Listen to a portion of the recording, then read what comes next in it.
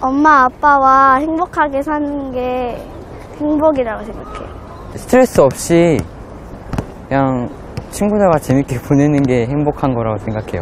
그냥 자신이 하고 싶은 일 하면서 그 일에 보람을 느끼면서 사는 게 제일 행복이라고 생각합니다. 그래서.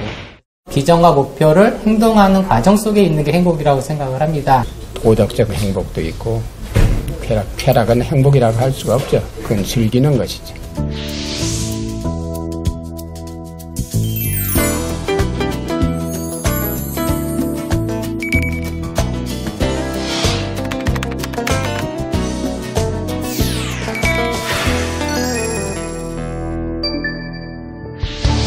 어떻게 행복을 추구할 것인가 라는 질문에 앞서서 과연 우리는 행복해질 수 있을 것인가 라는 질문을 던지는 게 맞지 않겠습니까? 우리는 왜 행복감이 낮으냐? 여러 가지 이유가 있지만 그동안 행복이 우리에게 중요하지 않았어요. 도대체 왜 우리는 행복에 대한 관심을 가져야 될 것인가?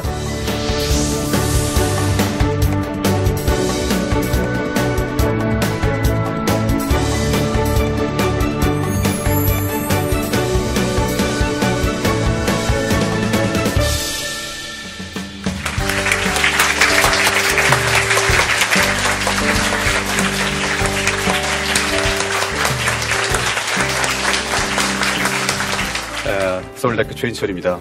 여러분 환영하고요.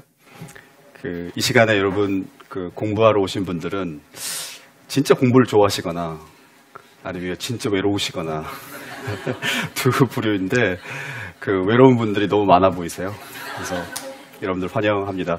제가 두 번에 걸쳐서 행복에 관한 이야기를 이제 하려고 하는데요. 첫 번째는 제가 이 두 번의 강의에서 행복에 관한 모든 것을 다 소개하지는 못할 겁니다. 시간의 제약이 있고 또 중요하게는 제가 지식이 그렇게 많지가 않기 때문에 그래서 제가 생각할 때 중요하다고 생각되는 주제들을 몇 개를 골랐고요. 그리고 어쩔 수 없이 저의 좀 해석과 저의 관점이 들어간 이야기를 하려고 합니다. 그래서 여러분이 들으시다가 속으로 저건 아닌 것 같다 그렇게 생각하시면 제가 틀린 거고 여러분이 맞다고 생각하시면 될 것 같아요. 두 번째 사실 제일 중요한 이유인데요. 제가 이 강의를 요청을 받았을 때 처음에는 고사했습니다. 그런데 하겠다고 한 이유는 요즘 우리 사회에서 행복에 관해서 관심이 많고 또 많은 그런 노력들이 있는데 그 노력들과 관심들 중에 제가 좀 염려스러운 부분이 있어서 그런 부분들을 좀 공유하고 싶어서 이 강의를 진행하겠다고 했습니다. 첫 번째 걱정은 이렇습니다. 행복이 지나치게 조금 숙제가 되고 있다라는 느낌을 최근에 받습니다. 아무리 좋은 것도 인간은 강요받게 되면 하기 싫어하는 아주 그런 재미있는 심리를 가지고 있는데요. 사람들이 행복해지고는 싶지만 지금처럼 행복해야 된다라는 의무감으로 다가오게 되면 행복하고 싶지 않다, 그게 내 권리다라고 주장하는 사람들도 나오기 마련입니다. 그래서 무슨 이유인지 행복이 조금 부담스러워지고 있고 약간 집착에 가까울 정도로, 그래서 이게 내가 정말 하고 싶은 게 아니라 의무감이 되고 있는 게 아닌가라는 염려가 저에게 좀 있습니다. 그리고 그 염려의 부분적인 이유는 요즘에 국가의 행복을 이제 측정하기 시작을 합니다. 국가의 행복을 측정하는 거는 굉장히 좋은 일이지만 그걸 가지고 순위까지 이제 매기게 되는 거죠. 그래서 어떤 방법으로 우리나라의 행복을 측정하게 되면, 순위를 매기게 되면 조사마다 다르긴 하지만 한 50위권에서 왔다 갔다 합니다. 그런데 2002년 월드컵 이후로 우리는 이제 16강은 최소한 해야 된다라는 생각을 가지고 있기 때문에 국가 행복에서 50위권이라는 것에 우리가 되게 만족하지 못합니다. 그래서 우리의 그 행복 순위를 끌어올려야 된다라는 일종의 강박적인 생각이 우리 사회에 만연돼 있는 건데, 재밌는 거는 행복은 남들과 비교하지 않을 때 경험이 될 가능성이 굉장히 높습니다. 그런데 우리가 행복하자고 하면서 행복에 가장 불리한 안 좋은 비교를 통해서 우리가 저 나라보다 불행하니까 행복해져야 된다라고 하는, 행복하지 않은 방법으로 행복을 좀 요구하는 그런 점이 우리로 하여금 그런 부담감을 또 가지게 하는 게 아닌가, 이런 생각이 있고요. 그다음 세 번째 가지고 있는 걱정은 일부의 좀 걱정이긴 한데요. 사람들이 행복을 지나치게 개인적인 것으로만 생각하기 때문에 행복을 추구하는 사람들을 당신은 왜 작은 일에만 붕괴하느냐, 조금 더 큰 이슈들, 사회의 정의라든지 불평등이라든지 과연 이런 것들에 대해서는 눈을 감아도 되느냐라고 하는 염려도 사람들 사이에 있고, 저도 그 부분을 염려하고 있습니다. 그리고 마지막 제가 가지고 있는 좀 염려인데요.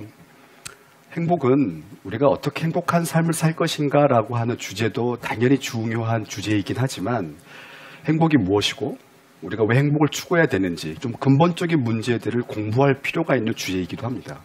그래서 그 근본적인 문제들을 공부하다 보면 자연스럽게 어떻게 사는 게 행복한 것인지에 대한 답을 찾을 수가 있는데 우리는 그 근본적인 문제에 대한 고민보다는 너무 빨리 항상 그래서 어떻게 사는 게 좋은 거냐라고 하는 실전적인 부분에만 관심을 가지고 있다라는 느낌을 받기 때문에 이제 그런 어떤 염려와 우려에 의해서 제가 이 강의를 하게 됐습니다. 행복에 대한 모든 논의를 하기 전에 반드시 물어야 되는 질문이 전 하나 있다고 생각하는데요. 그건 바로 왜 나는 행복에 관심을 가져야 되는가라는 주제입니다.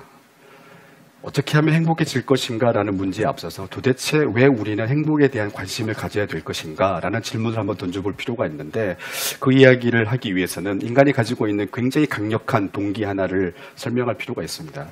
인간은 우리가 경험하는 모든 경험에 대해서 평가하려는 강력한 동기를 가지고 있습니다.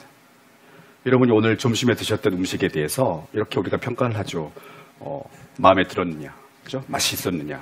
그리고 오늘 이 강의를 들으시면서도 그리고 강의가 끝난 다음에도 강의 어땠어? 마음에 들어? 이런 평가를 합니다. 여기 미혼분들이 많이 계신데요. 소개팅을 받았다. 그러면 마음에 들어? 라는 질문이 제일 관심 있는 질문입니다. 그러니까 이 마음에 들어라고 하는 이 질문은 우리 주변을 보게 되면 도처에 널려 있는 그 질문이고 사실 이 질문이 가지고 있는 의미는 내가 내 삶의 주인이라는 거죠. 그래서 예를 들면 내가 어떤 물건을 소비했다. 그럼 소비자로서의 주권을 행사하는 그 행위가 바로 마음에 들어라는 질문을 하는 겁니다. 그래서 이런 질문을 통해서 우리가 내 삶의 주인이라는 걸 확인하는 작업인데 내가 행복한가라고 하는 질문은 이 마음에 들어라고 하는 이 질문의 대상, 이 판단의 대상을 내 삶으로 바꿔놓은 겁니다. 단순히 내 음식 마음에 들어? 내가 지금 하고 있는 일이 마음에 들어? 그게 아니고 내 삶 전체가 마음에 들어라고 질문하는 것. 그것이 내가 행복한가라는 질문이라는 거죠. 그렇게 보면 소비자로서 당연한 주권을 행사하듯이 내 삶의 주인으로서 내가 마음에 들어라는 질문을 던지는 것은 너무나 당연한 권리이자 되게 일상적인 질문이라는 겁니다. 많은 사람들이 행복을 특별한 사람들이 던지는 질문이라거나 아니면 모든 일을 다 하고 이제 행복에 대해서 생각해보자라고 하는 식으로 생각하는데 그게 아니라 남녀노소 그리고 우리가 어떤 단계에 있든지 상관없이 늘 던질 수 있는 질문 마음에 들어 라고 하는 질문이 행복이다라고 생각하시면 행복이 그렇게 어려운 주제가 아니라 우리 가까이에 있고 또 내가 마땅히 관심을 가져야 되는 주제라고 생각할 수가 있다는 거죠. 그런데 이 너무나 당연해 보이는 이 질문 속에 조금 특별한 의미가 담겨져 있습니다. 그 이야기를 이제 하려고 하는데요. 여러분 집에서 엄마가 음식을 이제 만들어줍니다. 그리고는 물어보죠. 맛이 어때? 이렇게 물어봅니다. 그럼 솔직하게 이야기하죠. 좀 짜. 네. 그럼 이게 맛을 바꿔달라는 건데, 그때 엄마가 이러죠. 그냥 먹어, 이래. 사실 우리 그냥 먹어야 됩니다. 네. 특히 남자들은 그냥 먹어야 되지만, 속으로 이런 생각을 하죠. 그럼 왜 물어봐? 직장에서도 그 상사와 부하 직원들이 점심 때 뭐 먹을까? 예. 그 상사가 물어보죠. 뭐 먹을까? 그래서 아랫사람들이 뭐라고 얘기하는데 결국 상사가 자기 먹고 싶은 거를 고르게 되면 결국 먹어야는 되지만 그럼 왜 물어봐? 이런 얘기를 합니다. 무슨 얘기냐면 마음에 들어라고 하는 이 질문이 의미를 갖기 위해서는 그래서 우리가 빈번하게 이 질문을 던지기 위해서는 마음에 들지 않을 때 내가 그것을 고칠 수 있다 라고 하는 확신이 있을 때 그 질문을 던지는 게 의미가 있게 됩니다. 마음에 들어라고 질문을 던졌지만 결국 내가 거기에 대해서 아무것도 할 수 없다면 그 질문을 더 이상 던지지 않게 되고 그 질문은 의미가 없다라는 겁니다. 제가 이 말씀을 왜 드리게 되냐면 이 행복이라고 하는 개념이 역사적으로 어떻게 변해왔는지를 연구하는 학자들이 있습니다. 그 학자들이 쓴 책에 따르면 행복이라고 하는 개념이 지금 우리가 생각하는 행복의 개념은 우리가 행복해질 수 있다. 그리고 행복해져야 한다. 노력하면 얻을 수 있다. 이런 생각을 우리가 가지고 있지만 인류의 초창기에는 사람들이 그런 생각을 가지고 있지 않았다라는 거죠. 왜냐하면은 그 당시의 사람들은 질병, 굶주림, 그 다음에 자연재해, 또 사람들 사이의 폭력과 전쟁 이런 문제들로 인해서 늘 죽음과 고통을 달고 살았다라고 이야기를 합니다. 그러니까 그 시대 사람들에게 있어서 소위 행복이라는 것은 그 수많은 우리에게 고통을 주는 그런 환경들 속에서 운 좋게 살아남는 것. 진짜 운이 좋아서 내가 죽지 않고 오랫동안 살면 그걸 행복이라고 생각했다라는 거죠. 그러니까 내가 노력하면 얻을 수 있는 것이라는 개념보다는 어떤 사람에게는 신의 은총에 의해서 혹은 어떤 자연의 어떤 섭리에 의해서 진짜 운 좋게 나에게 뭔가가 주어지면 그걸 행복이라고 봤다고 학자들이 이야기를 합니다. 그러니까 행복이라는 개념 속에 지금 우리가 생각하는 것처럼 뭔가를 얻을 수 있다, 얻어야만 된다라고 하는 그런 개념과 운이 좋으며 주어지는 개념이라는 것이 들어있다라는 거죠. 근데 이 흔적이 어디에 남아있느냐? 옛날 사람들이 그렇게 생각했다라는 흔적이 어디에 남아있느냐? 각국의 언어에서 행복을 나타내는 단어들을 보게 되면 그 속에 그 흔적이 남아있다고 얘기를 합니다. 대표적으로 영어에서 행복을 happiness라고 얘기하는데 이 happiness라는 단어에 들어가는 이 happy라는 이 말은 우연히 발생하는 나는 그런 뜻이 들어가 있습니다. 그래서 우리 영어에서 it happens 이런 말을 쓰죠. 불어에서 행복을 얘기하는 저 단어 속에도 운을 뜻하는 좋다라는 말과 운을 뜻하는 두 단어가 결합된 말이고요. 독일어에서 행복을 얘기하는 이 글루크라는 단어도 행복을 뜻하긴 하지만 여전히 행운을 뜻하는 단어로도 현재 쓰이고 있습니다. 또 이태리어, 스페인, 또 포르투갈어에서 행복을 나타내는 펠리스타, 펠리스타드 이런 단어들도 거기에 들어가는 공통의 어근인 펠릭스는 행운이라는 뜻을 가지고 있습니다. 또 우리가 쓰는 이 행복이라는 이 한자, 이 말도 뉘앙스는 내가 노력해서 얻는 것이 아니라 나에게 복으로 주어지는 것 이런 의미가 들어있다는 겁니다.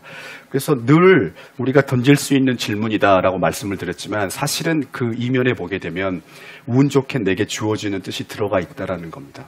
행복이라는 개념 속에는 내가 노력해서 얻는 것과 운이 좋으면 내게 찾아오는 것이라는 이 두 가지 측면이 다 들어있기 때문에 지금 우리에게 필요한 건 뭐냐? 이미 여러분과 저에게 주어져 있는 행복이 있어요. 운 좋게 내게 찾아와 있는 것들이 있는 겁니다. 그것들을 발견하는 행복을 조금 허락할 필요가 있다는 겁니다. 너무 내가 강박적으로 꼭 얻어야 되는 것 이렇게만 생각하게 되면 행복이 부담스러운 숙제로 다가올 수 있다고 저는 생각을 합니다. 그리고 이 지점에서 한 가지 여러분들에게 공유하고 싶은 생각은 지금도 세계 도처에서는 그리고 우리 사회의 어느 부분에서는 여전히 삶이 힘겨운 사람들이 있는 겁니다. 그러니까 내가 노력한다 그래서 내가 원하는 것을 얻을 수 있다라는 생각을 못하는 아주 열악한 삶에 처해 있는 분들이 있기 때문에 그분들에게 행복은 노력하면 얻는 것 이렇게 일종의 우리의 견해를 강조하는 것은 일종의 폭력적이 될 수 있다. 이런 생각도 한번 해보면 좋을 것 같습니다. 그러니까 행복이라는 게 뭐냐? 고통을 피하고 쾌락을 극대화하는 것.